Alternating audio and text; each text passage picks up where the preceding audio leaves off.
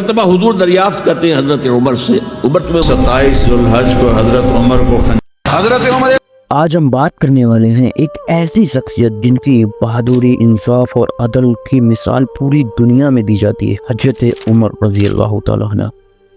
یہ صرف ایک نام نہیں بلکہ اسلام کی تاریخ کا وہ چمکتا ستارہ ہے جن کی حکومت کو آج بھی پوری دنیا آئیڈیل رول مانتی ہے۔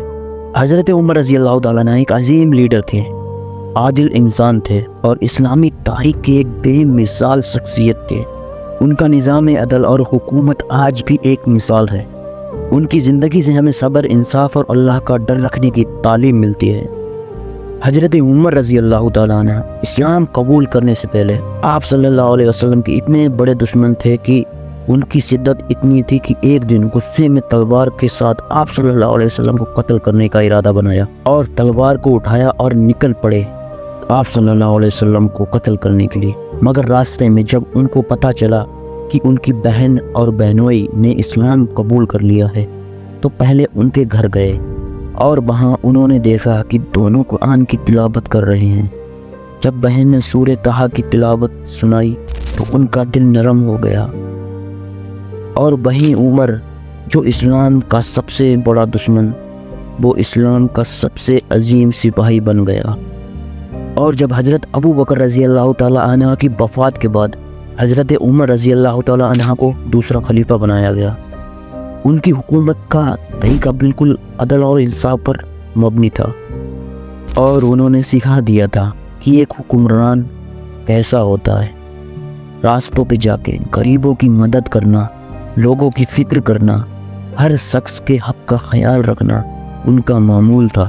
اور ایک مرتبہ ایک شخص حضرت عمر رضی اللہ تعالیٰ عنہ کے پاس آیا اور اس نے کہا کہ ایک امیر شخص نے میرے ساتھ ظلم کیا، تو حضرت عمر نے فوراً اسی وقت اس امیر شخص کو بلوایا اور اس آدمی کے سامنے اس سے جواب طلب کیا۔ جب تک وہ شخص راضی نہیں ہوا حضرت عمر نے امیر شخص کو معاف نہیں کیا، اور یہ تھا ان کا انصاف جو پوری دنیا میں مشہور ہو گیا۔ اور جب حضرت عمر رضی اللہ تعالیٰ عنہ کے دور میں اسلام کی فتوحات اپنے بلندوں پر پہنچ گئی، ایران، روم اور مصر تک اسلام کی ریاست پھیل گئی، مگر ان سب کے باوجود بھی ان کا دل غرور سے محفوظ رہا۔ اور جب یروشلم فتح ہوا تو اپنی جوتی ٹوٹی ہوئی ریپیئر کر کے چل پڑے، کیونکہ ان کا ماننا تھا کہ عزت صرف اللہ کے ہاتھ میں۔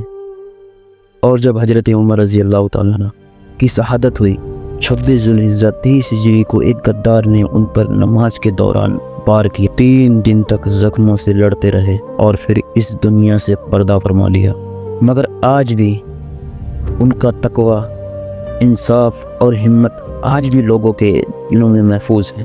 اور یہ رہے حضرت عمر کے اہم کام جو انہوں نے اپنی زندگی میں کیے۔ پرشیا اور ویزینٹائن ایمپائر پر فتح حاصل کی اور اسلام سلطنت کو بڑھایا۔ حضرت عمر رضی اللہ تعالیٰ عنہ کو انصاف کی مثال مانا جاتا ہے۔ انہوں نے حکم دیا کہ قانون سب پر برابر لاگو ہوگا، چاہے وہ عام آدمی ہو یا گورنر۔ غریب لوگوں کے لیے اور محتاج لوگوں کے لیے ایک سرکاری فنڈ بنایا اور اسلامی عدالت اور پولیس کا نظام بنایا جو آج بھی کئی ملکوں میں استعمال ہوتا ہے۔ اور انہوں نے ہجری کیلنڈر کا آغاز کیا جو آج بھی مسلمان استعمال کرتے ہیں۔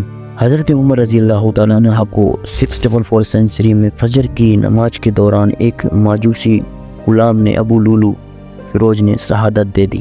زخمی ہونے کے بعد انہوں نے حضرت عثمان رضی اللہ تعالیٰ عنہ کو اپنا جانشین بنانے کا مشورہ دیا اور پھر 3 دن بعد وفات پا گئے۔ ان کا مزار مسجد نبوی میں حضرت محمد صلی اللہ تعالیٰ علیہ وآلہ وسلم اور حضرت ابو بکر رضی اللہ تعالیٰ عنہ کے ساتھ ہے۔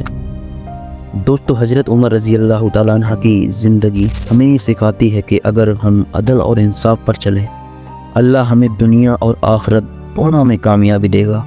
ان کی کہانی صرف ایک تاریخی واقعہ نہیں ہے بلکہ ایک نصیحت ہے اور ہر مسلمان کے لیے۔